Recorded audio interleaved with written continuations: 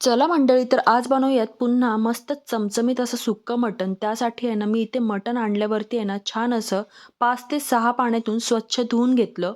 त्यासाठी आहे ना, मी इथे वाटण तयार करून घेतलं होतं. कांदा भाजून घेतला होता आणि ओलं नारळ किसून छान भाजून घेतलं होतं.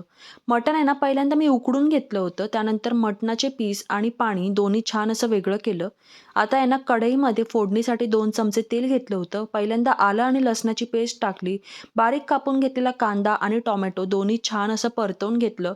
त्यानंतर आहे ना, चवीनुसार मीठ, थोडेसे कोरडे मसाले टाकले. मी टाकलेलं होतं कांदा लसूण मसाला आणि घरगुती मसाला, त्याचबरोबर लाल तिखट. सगळं छान असं एकजीव करून परतवून घ्यायचं आहे.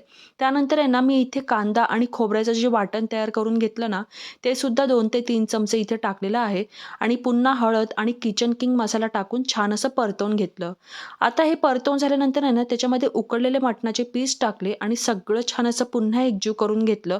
सगळं छान एकजीव करून झाल्यानंतर आहे ना, अगदी किंचितसं मी अळणी पाणी टाकलेलं आहे आणि पुन्हा सगळं छान एकजीव करून घेतलेलं आहे. वरतून आहे ना, पुन्हा थोडीशी कोथिंबीर टाकली आणि 5-10 मिनिटं छान अशी वाफ दिली.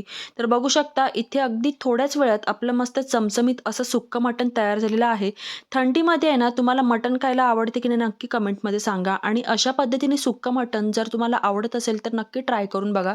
जेवणाचं ताट मी तयार करून घेतलंच आहे, तर या तुम्ही पण जेवायला. तुम्हाला रेसिपी कशी वाटली कमेंटमध्ये नक्की सांगा. चला तर भेटूयात पुढच्या व्हिडिओमध्ये.